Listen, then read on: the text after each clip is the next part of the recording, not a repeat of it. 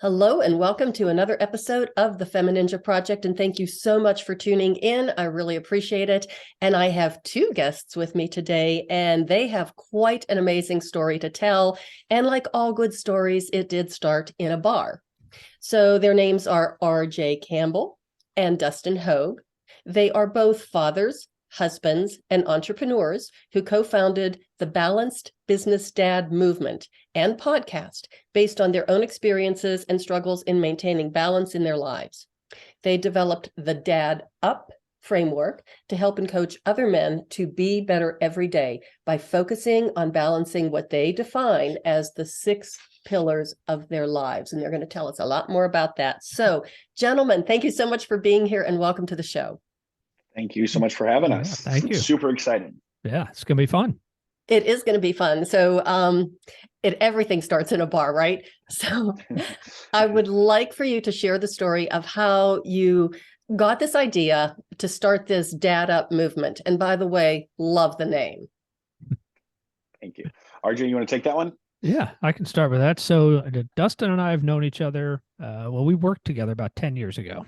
And then went our separate ways. I stayed in corporate America. Dustin went on as an entrepreneur and got into real estate and built quite the number of businesses revolving around real estate. I followed him through that journey, and then he and I got back together, had a conversation, and I hired him as a coach to get into real estate. So that's how we got back together. And it was actually one night, I was still working in corporate America, and Dustin's building his businesses. And one night after a real estate event, we're in a bar having a couple of cocktails and just talking about life. Dustin always refers to me as a bit of a mentor to him. He just says that to remind everybody that I'm 20 years older than he is. But I kind of looked at him as a mentor too from the business side.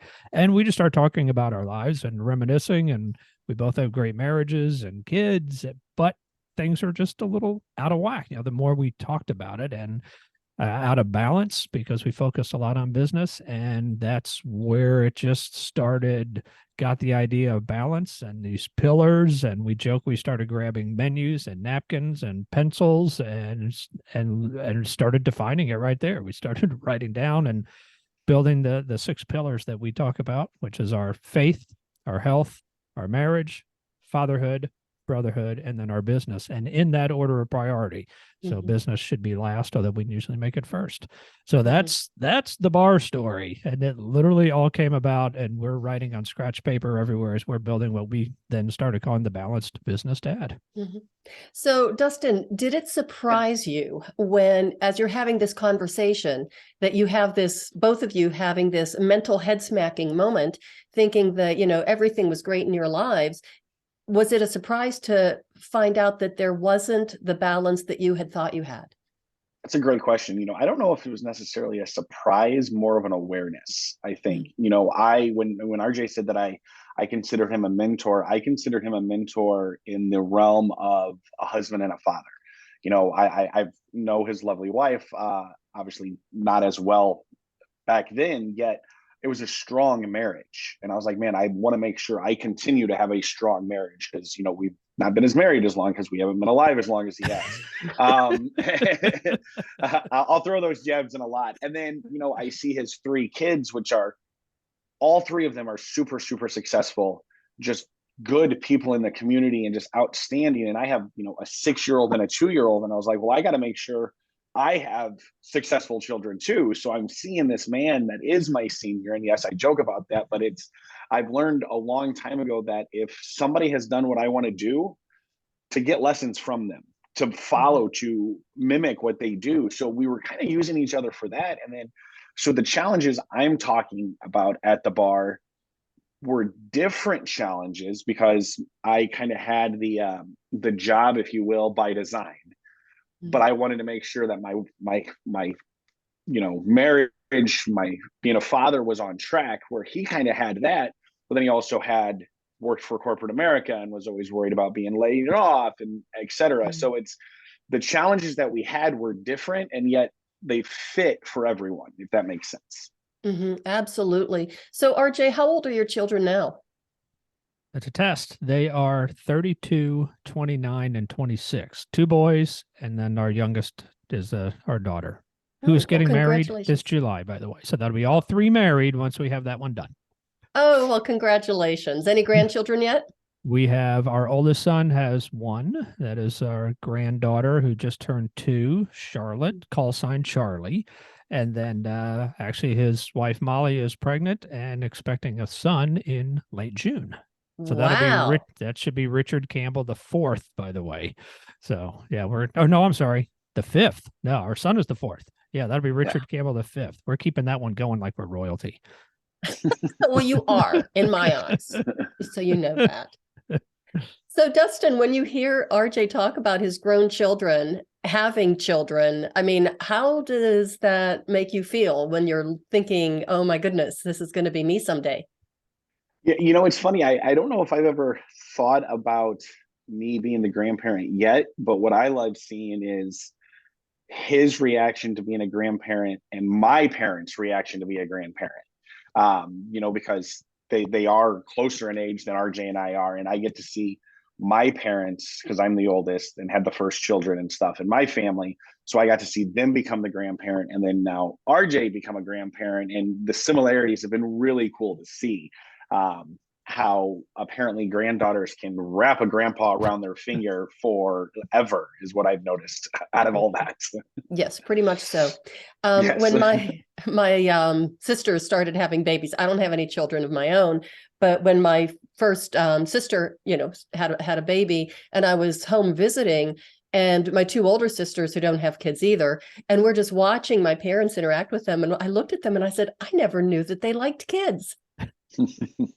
Because it's a completely different interaction and experience. It really is. It is. So, okay, now let's go back to the pillars, because I think this is really important, especially the fact that you list them in order. And your first one is faith. So, RJ, if you want to start. Yeah, so Dustin and I, both Christians, and don't apologize for that. And that's part of the pod. Although we'd say our podcast isn't about Christianity; it's faith in anything, sometimes all things. But yeah, so we both, prioritize our life that way. And I've referenced before. There's a book that I read years ago called "I Am Third." It was an autobiography of a football player for the Bears, and that was a sign that he saw on a coach's desk. It said, "I am third." And he asked the coach, "What does that mean?"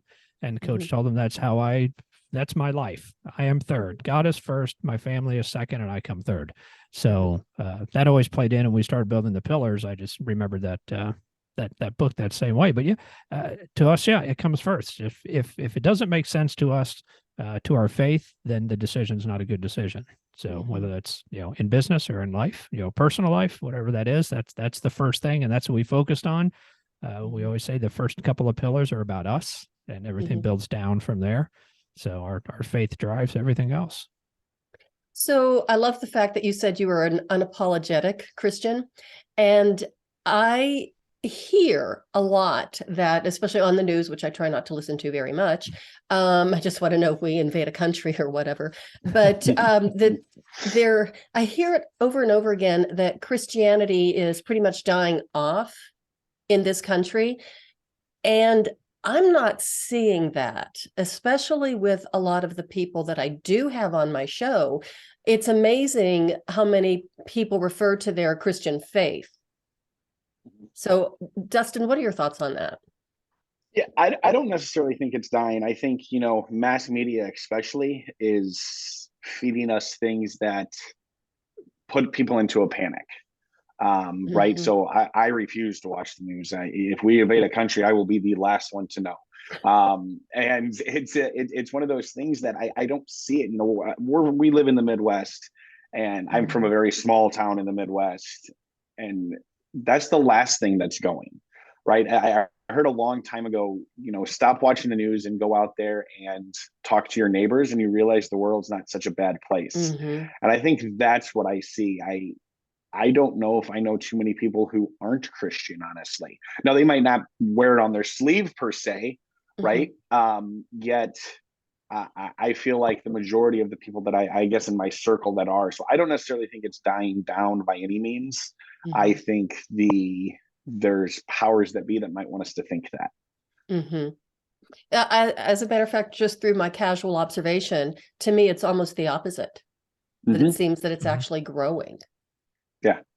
In the United States. I would agree with that. Yeah. I think, we've talked to a lot of different men who have came from that, and they said, they weren't raised in the church, or they weren't raised with a Christian background, and they're going into it now as an adult, which I don't think you heard that back in the day as much. If you didn't grow up in it, you don't end in it.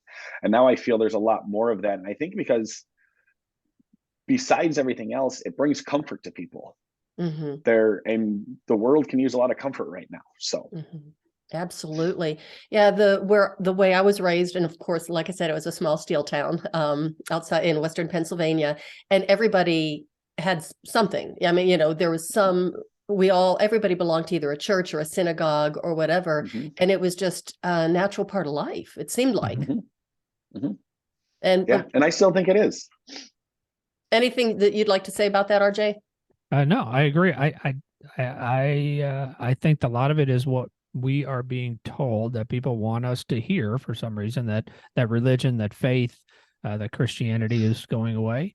I think there is some moving away from, I guess you'd say, the organized religions. There are people that are moving towards non-denominational churches, just out of, what do you want to say, the big three or big five. I mean, I grew up that way. I grew up in a Catholic church. I'm not practicing Catholic anymore. I'm in more of a non-denominational faith. Dustin grew up as a Lutheran and still a Lutheran and loves his church. And but I think that might be some of it. But yeah, I agree with Dustin. I think a lot of it's what we're being told. Friends of mine aren't. They're still, again, whatever their their religious choice is. But yeah, I think there's still a lot of it.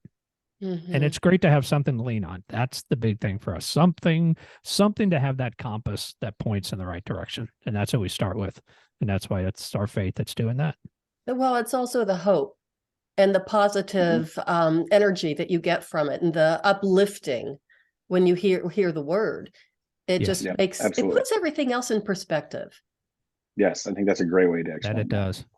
Yeah. Absolutely. Okay, so now the next pillar. RJ, take it away. Dustin has a much better story on health than I do, but yeah. Well, but we'll hear his story too. We'll get to that one next. So we talk about that. The first two are much more about us, your faith, and then your health. You selfishly, you have to be healthy, and this is physical health, mental health, whatever that is, however you maintain that health. And it's because it makes you just a better all around person, that we think. For me, it's longevity. I'm closer to that longevity side than Dustin is, but you want to be around for more grandkids, and I want to be able to play with them when we're at the beach or on vacation, and not just sitting in a chair having trouble getting up. So that's the physical health that we talk about. But of course, mental health for us, it's positivity. It's that right mindset. It's not watching the news. It's what you're putting into your mind is the same as what you're, putting into your mouth.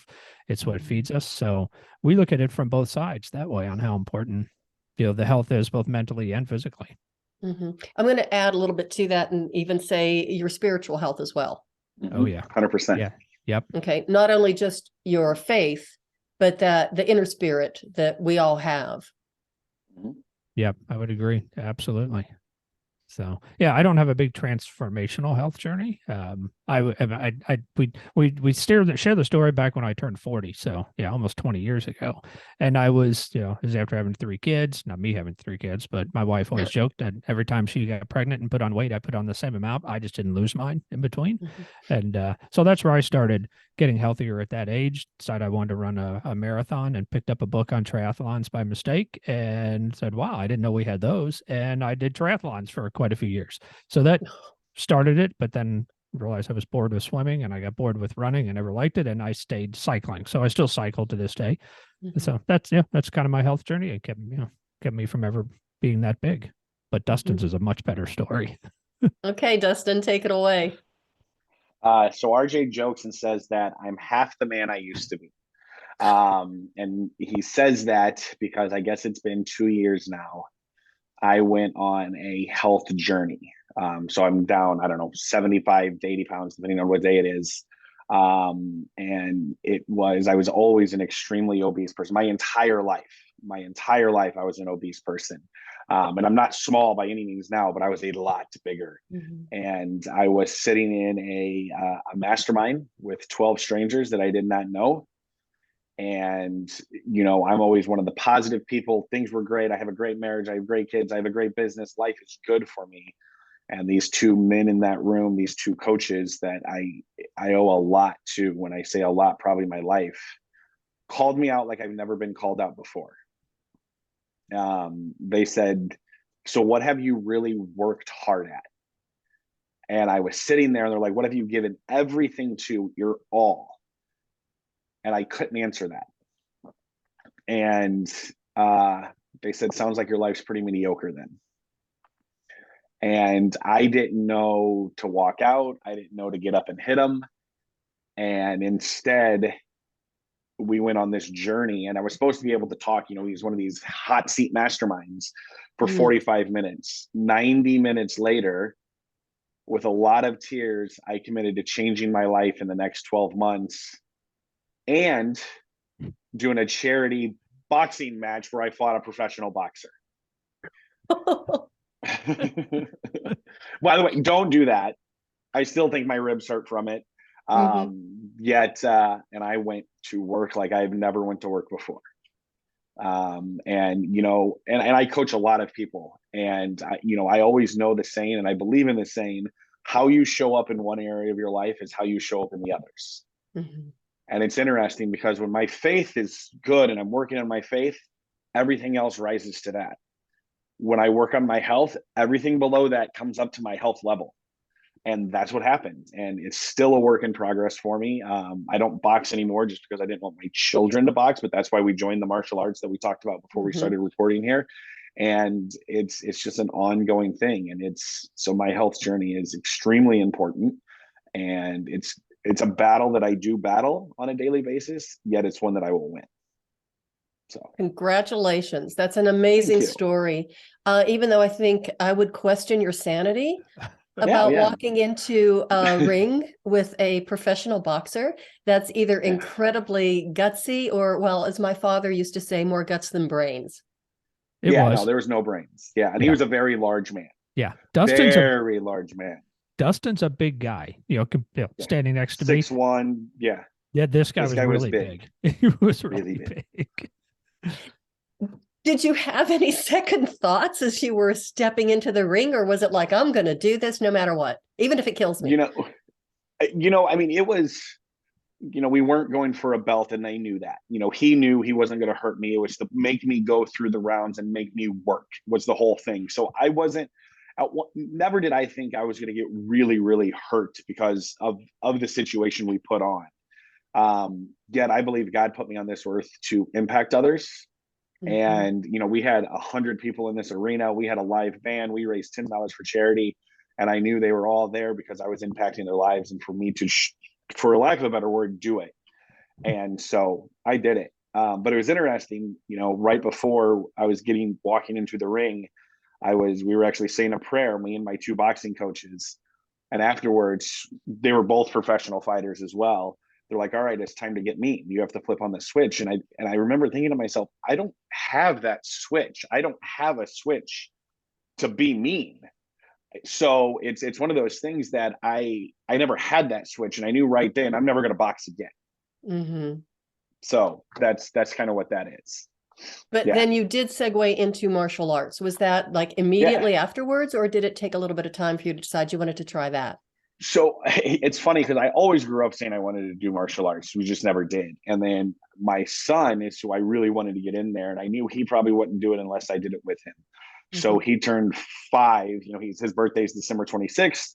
So he just turned 6. But once he turned 5, I was like, all right, we're signing up. We found this dojang that's close to our house. And, you know, it's funny because we went right into it. And I love it. And I do classes with him. We test together, which I think is really cool because they have the children and the adults test at the same time, but it's a 4-hour test for all of us. And to see what it's doing for him, also what it's doing for me and my health and everything like that has been pretty amazing. But to do it with him has meant so much more. To see his eyes when he was able to break a board for the first time still gives me chills, right? Because we're instilling that confidence in him, because I wanted to make sure my children were going to live a healthy lifestyle. Mhm. And there is a certain amount of spirituality in martial arts that, really surprised me when I started training. Of course, I wasn't taking anything seriously for the first year or two. But my father actually was a black belt in karate. And Yeah. because I have 4 sisters, he had 5 daughters, he tried to get my sisters and I to go to the gym with him and train and work out. And it's like, ew, icky, no, that's never going to happen. And so it didn't happen. And then when I started training at 47, it just blew everybody away, especially my dad. But we had some amazing conversations about, the spirituality and the spiritual nature of martial arts, as well as just the calming effect of it. Yeah, I couldn't agree more. It's great. Now, I don't know if Brody sees all of that yet. Brody's my son, but what he gets out of it is the discipline. When you welcomed me to the show before we started recording, and I said, yes, ma'am, I have raised that discipline, and it's 100% from doing this for the last year. But seeing, my 6-year-old, how he interjects with other adults, and it's yes, ma'am, no, ma'am. I mean, it's a phenomenal thing to see, because I don't think we have that in this country as much as we used to. Well, especially in a 6-year-old. Yeah, absolutely. Yeah. Wow, that's awesome. Yeah. Okay, anything else that you want to cover about the health aspect, RJ? No, I think that's it. Well, then let's move on. Marriage. Yeah. I'm the expert. I've done it for a long time. How long have you been married? It will be 35 years this coming August. Well, congratulations. I have you beat. Oh, yeah. We just celebrated 36. Wow. But we've been together 43. Wow. My wife, so my wife and I will be together there's 42 years this coming fall in October. So similar time frame. Yeah. We met. I was a senior and I was a freshman in college. She was a senior in high school. Oh, and dated for 7 years until we finally got married. Really? We dated for 7 years as well. That's awesome. But we were older. I mean, I was 23 when I met him, and he was 29. So, and neither one of us had ever been married before. So it was our first gig, and only. Yeah. Somehow we got it right. We don't know how, because once again, when the priest married us, he did not hand us a manual as we walked out of that building.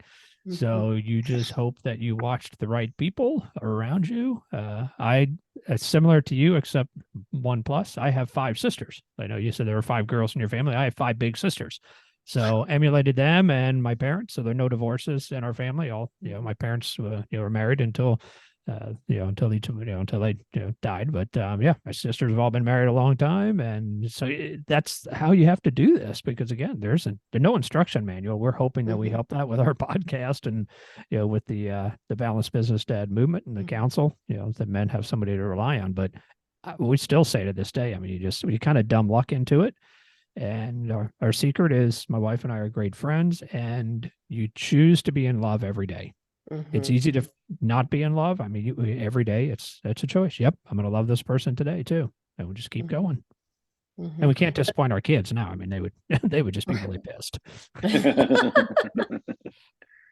Oh yeah, you don't want to do that. I was 30 when I got married, and my husband was 36. And the reason why I waited so long was it was going to be forever.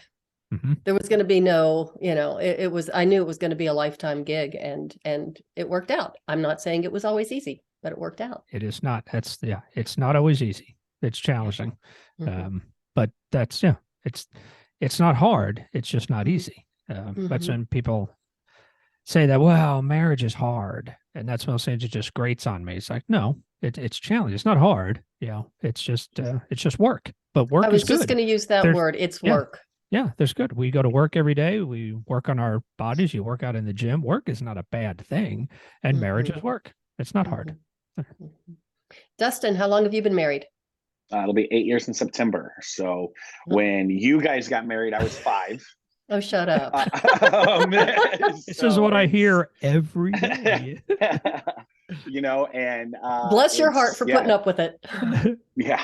I mean, you would talk about getting married later on in life. I guess I was 30, I guess I would have been 32. So I was 32 when we got married, and we dated 4 years before that. So But yeah, it's great. And you talk about, there's no manual, which there's not. Yet I try to mimic and model the people who are doing it right in front of me.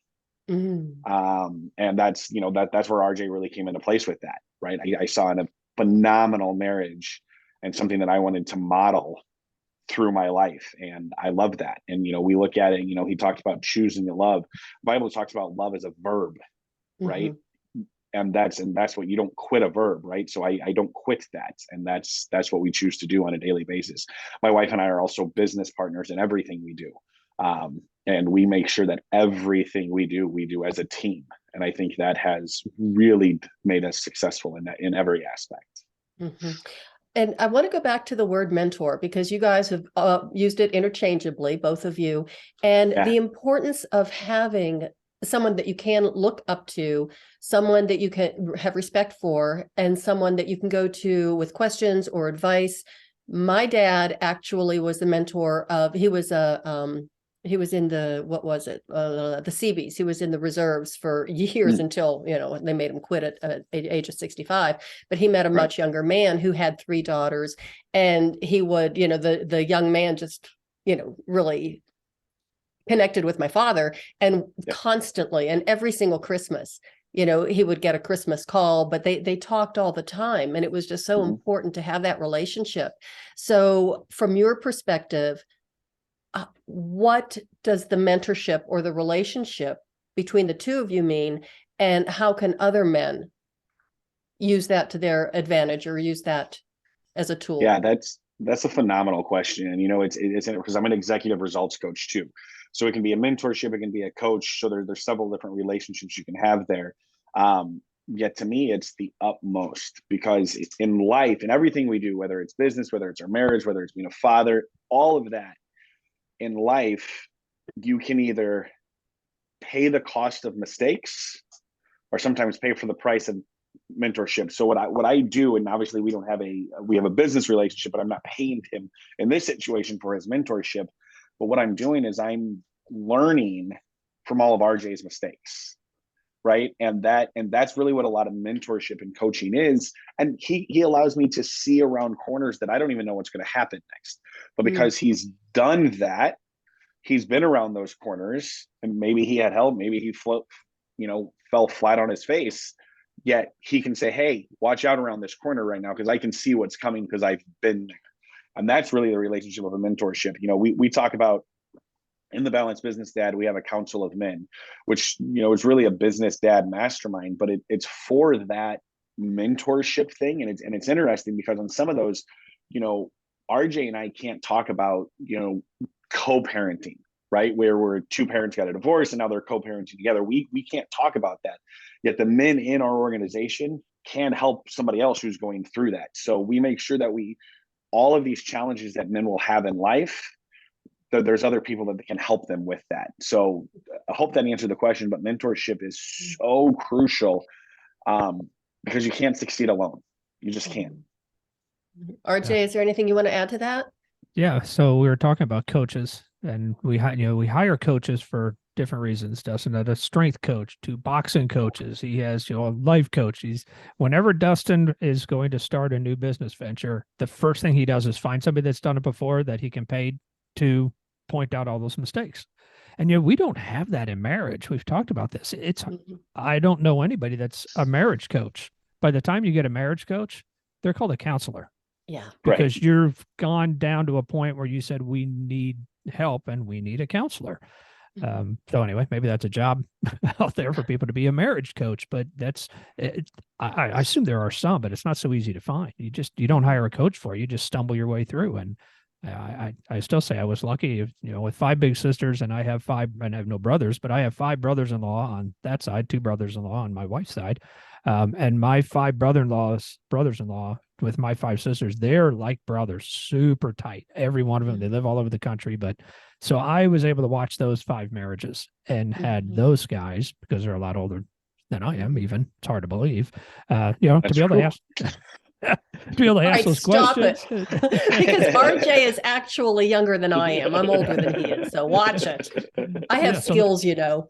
Absolutely. she does. Yes. Yes, Yeah. and So yeah, swords. So I love yeah. it. So yeah, those are my 5 coaches when I think of it that way that I could watch and emulate. So that's really the ultimate life coach. Oh, absolutely. So you know them and Absolutely. you have watched them do life and you've seen what they've done. And in your own way, you've seen, somewhat of the mistakes. You don't see many of them because we all hide them from each other when it's family, but they can point those things out. They point out the rocks in the road and you've seen it and how they raise their kids. Yeah. Okay, so the next pillar is fatherhood. That one, that's where they really don't have a manual. They literally, now you've got to keep this thing alive. You're in the hospital for 2 days and like, all right, keep this thing alive now, forever. And being a parent is scary, scary, scary, scary. And you need the children to be happy. You want them to be successful. You want them to have all these things, and then they might want to be successful in a totally different way. And that, there's challenges with everything, and there's new challenges every time. But early on, when RJ and I guess, were forming that bond, whether he knew it or not, I asked him the question of, what was your favorite age with your children? And his response was, every year gets better than the last. Oh. And I was like, what an amazing way. I'm sure his children gave them trouble when they were 12, 14, and 15. I'm sure there was challenges in every year he had, yet he doesn't remember any of that.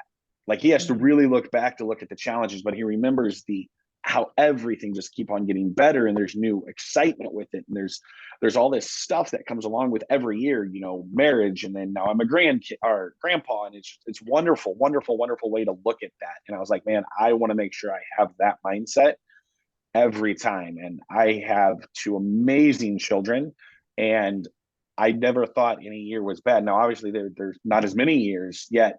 People are like, oh, the terrible 2s. I'm like, no, the 2s were great. The 3s were great. The 4s have been great. Like, everything has just been great.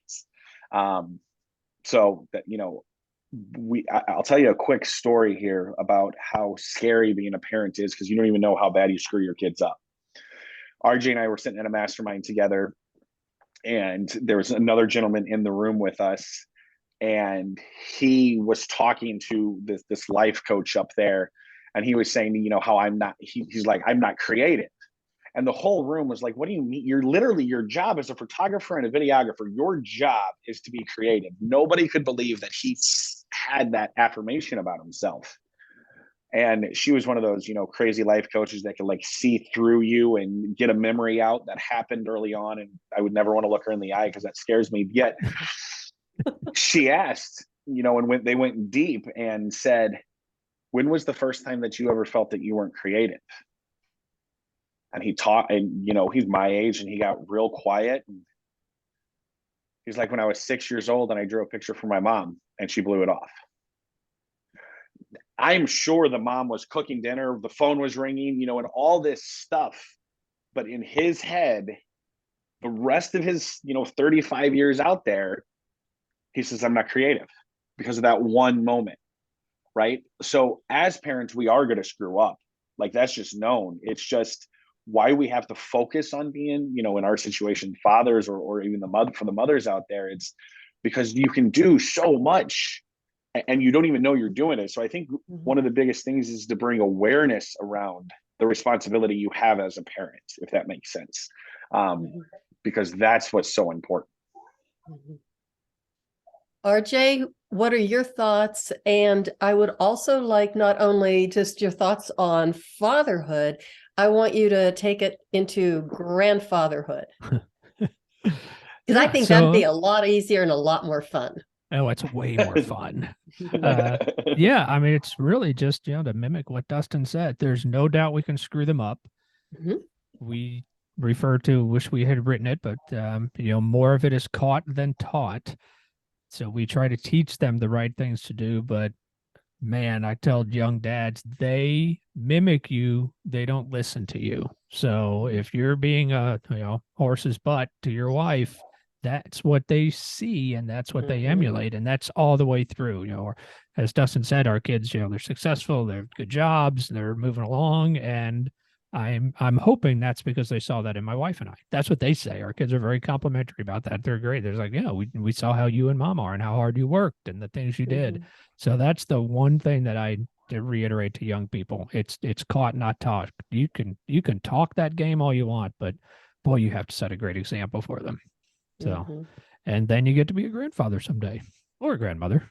But yeah, that was pretty cool. That just, and that's only 2 years ago, and that's our oldest son. He does not live here. He lives in Virginia. He's in the Navy. So that was a phone call type thing, and we got a call from he and his wife Molly, and they sent us a picture while we're on the phone and FaceTime with them, and they texted us a picture, and the picture was a T-shirt that said, instead of saying Top Gun, it said Top Grandpa, or yeah.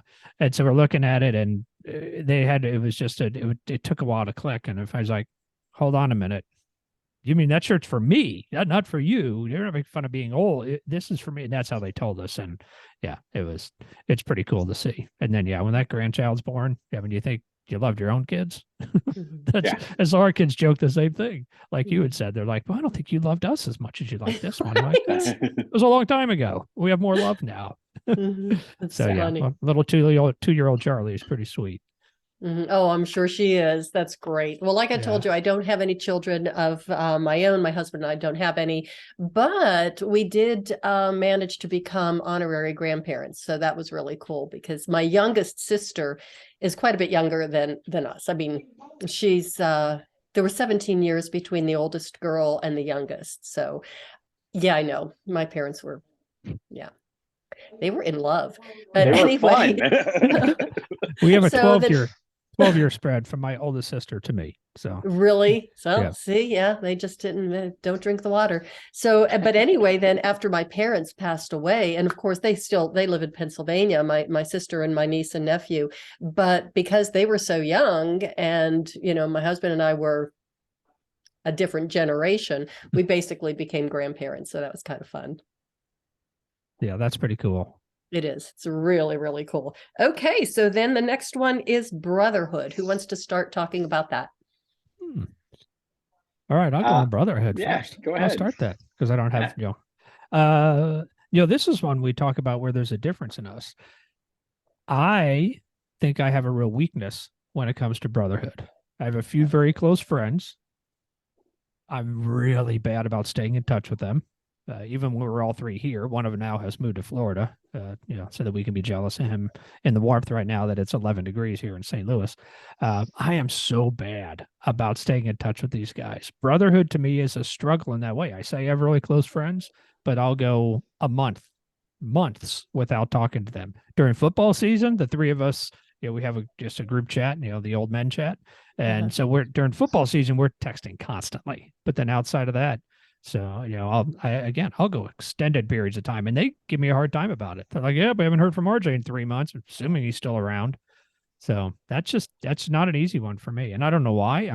I just chalk it up as being lazy, as not staying in real close contact continuously with my friends. Just call them up and say, "Hey, how you doing?" So that's where I'm learning. Dustin has he has really close friends that he grew up with, so and it stays in close contact. So I'm learning from him. I'm letting him coach me on that as well, on how to be a better friend, a better brother to these people in my life. Well, we're all works in progress. Absolutely. And it's not the end result, it's the journey that really counts. Mhm. Dustin, so what are your thoughts? Brotherhood is something that I didn't realize I knew how blessed I was in. I thought everyone had these relationships with a couple of close friends, and then like that there's kind of these close friends, and then there's a semi-close friend, and then it kept on growing out, and friends were just always there in my life. I'm a very sociable person, and I don't I'm very real and transparent as soon as I meet someone. So I'm not very standoffish. Like I'm going to get into a relationship with people if I want to get in a relationship with people. Yet I have two best friends since third grade. And we grew up together. We went to different colleges together. Two of us went to the same high school. The other one went to a different high school. Yet, it's multiple times a day that we're communicating with one another. Wow. And I just thought that was normal.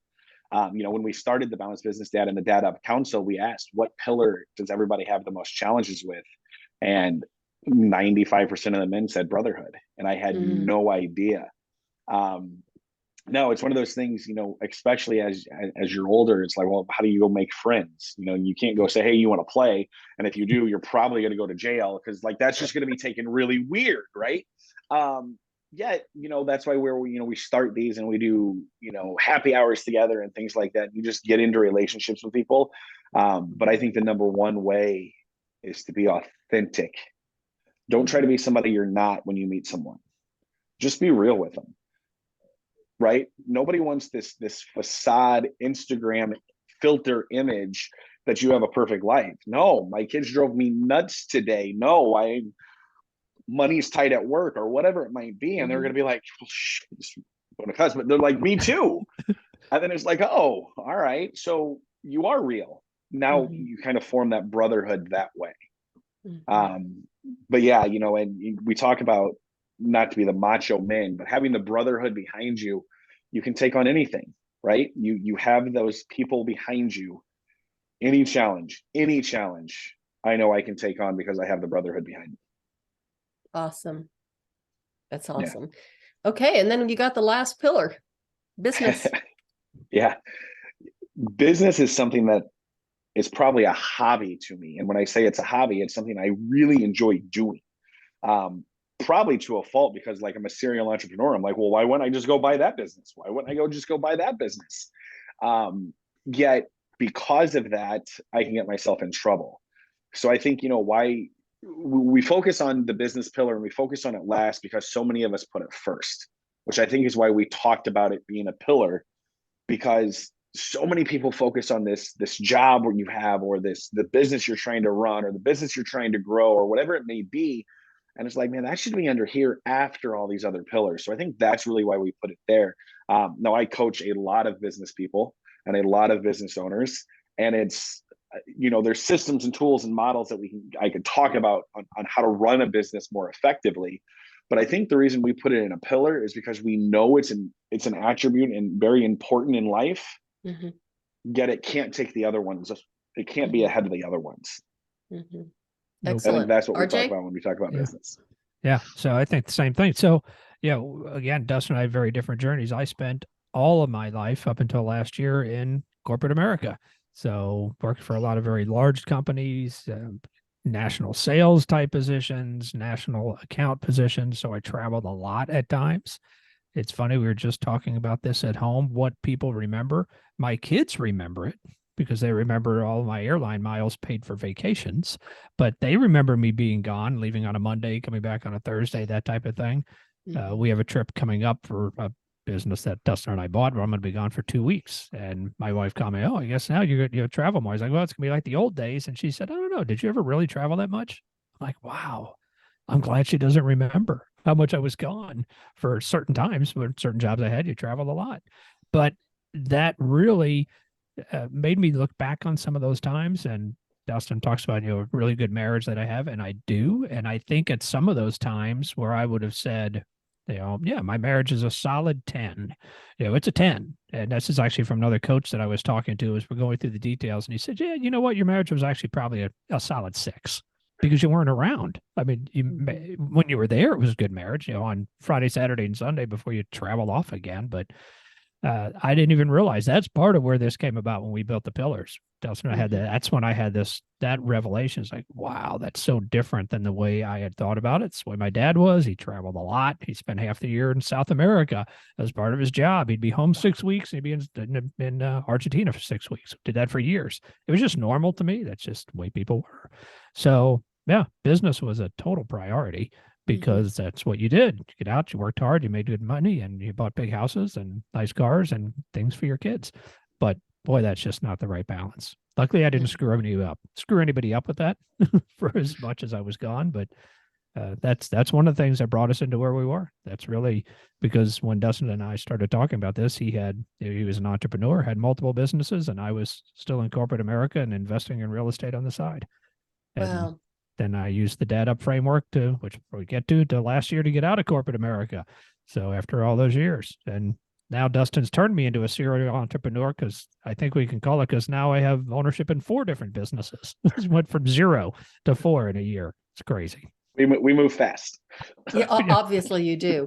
So what does it feel like being an entrepreneur rather than being a corporate person? Way better. And I would say that's perfect for everybody. And again, I'm at a different age group. It was easier to do it at my age. My wife jokes that she's like, man, you work harder now than it seems like you ever did. I'll be up, you'll be right on the computer at 5 o'clock in the morning because you're editing a podcast, or you're, whatever we're doing in the different businesses, or setting up times for photography, and you're doing billing at night, whatever that is. But I don't mind it, because like Dustin said, it's more fun than work was when you're working for somebody else, even though I love my jobs. I loved what I did. But yeah, there's definitely, it's stressful, but yeah, it's just way better because I get to dress like this. I just have work boots on. Well, it's a labor of love. It is. Absolutely. Yeah. And it's like being a parent. Exactly. It's a lot of hard work. It's like a marriage. You have to work at it. It has its challenges. It's not hard. It's challenging. Dustin talks about that mastermind we were at, where he's talking about the guy who had telling his story of not being creative. And Dustin will remember that. So I was still working. I had a real job at that point. I had to ask off for a Thursday so that I could go to this mastermind with a guy named Mike Kitko here in town, who also has a great podcast. But I said to Dustin when I got there, and even said it to Mike, I'm looking around at all these other men and women in this mastermind who were probably, 60 or 70 of us in the room, 50 people. And I was like, man, and I knew most of them. I'm like, there's not a single person in here that had to get permission to come to this today. And that was kind of, as weird as it is, a defining moment. It was like, dang, I'm the only one that had to go put in a time off request with my boss to be able to take a Thursday off and go to a mastermind. And we vocalized it that day. And Dustin and Mike Kitko and another coach, Tim Grimmett, they would ask me continuously every time they'd see me, so when are you going to quit having to ask permission? When are you just going to do this full time? As weird as that is, that was kind of the straw that broke the camel's back. It's interesting when somebody puts a mirror up in front of your face, isn't it? It really is. Yeah. It's enlightening and terrifying at the same time. And now I'm not sure if I heard this correctly, but did you say dad revelation earlier when you were talking about this? That you had one of those dad revelations? No? Oh my gosh, I just probably made it up. But by the way, I'm writing it down. Yeah, we're going to use that. You're welcome. Yeah. And that brought me to the dad up, because I'd love to know how you came up with the dad up movement. I'm thinking it's a little bit of a play on words from man up. Yep. Yeah. It is. You can talk about being at a bar, right? If somebody tells you, man, you need to man up in a bar, it's kind of a little insulting. You're probably going to get hit. Right? But you can tell when somebody's screwing up. You can grab your brother that's screwing up and be like, hey, it's time to dad up. And you know what it means. I got to get some stuff together. Now, we have a framework behind it, how to solve the challenges, with the play on words of dad up and an acronym there. But really the dad up is, hey, let's just do better. Do better as that husband. Do better as that father. I've been obsessed for years with the question of, how do I become better? How do I become better? And my dad revelation there is, I'm just going to be better tomorrow than I am today. I'm going to be better today than I was yesterday. That's the revelation I had, right? I'm just going to be better every single day. And the dad up allows us to do that. And we're going to help other men do that as well. And that's what the Dad Up Council is all about. Excellent. And I love that. Be better. Hang on. Let me see where I put that. Be better every day by focusing on those pillars. Yeah. And what we've talked, sorry to interrupt, but what we kind of realized, it's, the world's kind of crazy. We've talked a little bit about that, but it's how to be the modern man without giving up masculinity, right? It's these pillars. You don't have to have this Spartan helmet and swords and this lumberjack beard and axes to be a man, right? And there's people in this space who portray that. And it's like, no, that's not what we want. We want to have these pillars in line and be balanced in these pillars, because that's what being a man is, because that's what's showing up. So that's what we talk about there. I really love the fact that you are both creating, a little ecosystem of being able to, I'll say dad up, I don't want to say man up, but what an incredible example for younger men and even boys, because there's times when I look around at some of the messages that young boys, young men are receiving, from our society right now. It's like, oh my gosh, they must be so confused. I mean, it's confusing enough as you're going through, your teenage Life. years and then early adulthood. And I wonder, do they even feel like they belong or how they fit in? So you're giving just a wonderful example how you can have your masculinity. You can be masculine. You can be sensitive. You can be the man and the dad that your children need, and society really does need. Absolutely. Yep. And I think society's craving it. I think I really do. I mean, if you watch, the TV series that make it so big, and there's this cult around it, and you see there's that strong man character in those things. And I really do think society is really craving it right now. And it's what we need. It's what makes society better, is having that. Absolutely. It was like that when I was growing up, baby boomers, and Absolutely. look at who we had as role models, the greatest generation. So, right. Yeah. Absolutely. And look at how great we turned out, right, RJ? That's exactly right. What our good parents did. Part of that greatest generation. My father, proud World War II veteran. So. Yeah, mine was too. And my dad immigrated from Czechoslovakia. He and my grandmother got out December 29th, 1939, on the last boat out before they closed the port in Calais. Wow. What a story. Yes. So he was 12 years old at the time. And 5 years later, he was in the Navy. As a CB. Yes. My closest friend that we talked about. We are having a party. His son just enlisted in the Navy, and he's going to be a CB. Oh, nice. You don't hear that a lot. People don't know what the CBs are. But yeah, when you mentioned, like, wow, another CB, future CB. Yep. We even buried my dad in his dress blues. He loved his Navy so much. I mean, but that's what he did. He just dad up, and he learned English very quickly. He left school to join the Navy, and when he married my mom, built her a beautiful stone house. That's what men do. It's the greatest generation. Absolutely.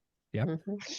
Okay. So tell us a little bit about your coaching services and how you do how you reach out to other men and how other men can contact you, that type of thing. So really love what you're doing and would love to help promote and spread the word so other men can reach out to you.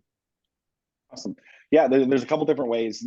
First, we have a free Facebook group, right? And it's just called the Balanced Business Dad, where people can go. And right now there's about 300 men doing life there together, right? For accountability, asking for help, that kind of thing. And there's also the paid mastermind aspect of the things, which is called the Dad Up Council. And those things are growing right now, but you can go to dadupcouncil.com. And you can see kind of what that's a little bit about, but you can reach out to us on Facebook. And we'd love to talk. Our goal is to impact other business dads out there, as that's kind of has our heart. We know the struggles, and we want to make sure that they're not doing it alone. And you can see more information on there. We have retreats in beautiful Lesterville, Missouri. One of those serial businesses I bought was a campground last year. So, we do retreats where it's 30 men in a weekend in nature, but really doing life together. And, this will be our second one coming up in May, but that first one, lives were changed from that. Marriages were saved from there. Wow. Because the men was finally transparent with someone else saying how bad they screwed up. And I'm talking like infidelity to now a thriving marriage in 7 months. Wow. It was amazing to see that happen. And Organically, maybe I probably put a little bit of, maybe I set up where it could grow organically is how I would put that. But yeah, those retreats are so powerful because it was a safe place. And not to say that we're the safe place, but this is a safe place for men to actually go and still be a man, and yet be transparent on what you screwed up with. And then it was so interesting to me seeing this guy saying this and pouring his heart out, how bad he screwed up with infidelity, and the other guy's like, oh yeah, been there, this is how I got through it. And we're all kind of like blown away. And then right there, the weight off his shoulders, because he knew he wasn't the only one. Well, I think you guys are doing powerful. incredible work. I think that's just amazing. And as I was listening to you tell that story and talking about the retreats, my mind went back to the first pillar. Yes. Because you can't do this without faith. No, not at all. Very true. Not at all. Yeah. And now, can people find your podcast by going to that link as well? Of course, all of the links where you can be reached are going to be in the show notes, of course. But if there's any other links that you would like to share with us right now, RJ, why don't you take that away? Yeah. So the podcast is The Balanced Business Dad. So that actually is a website, thebalancedbusinessdad.com. That will take you to all the podcasts. They're also available on all of the podcast outlets. So Apple and Spotify and Google Play, they're out there for everywhere. But yeah, The Balanced Business Dad will take you to the page where you can see all of the episodes as we're building more. One comes out every week. We release one every Monday.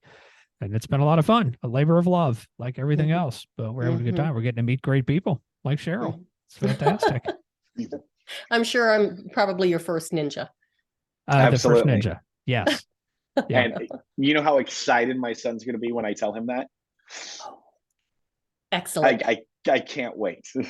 Tell him that you actually could see my sores. Oh, yeah. Oh, yes.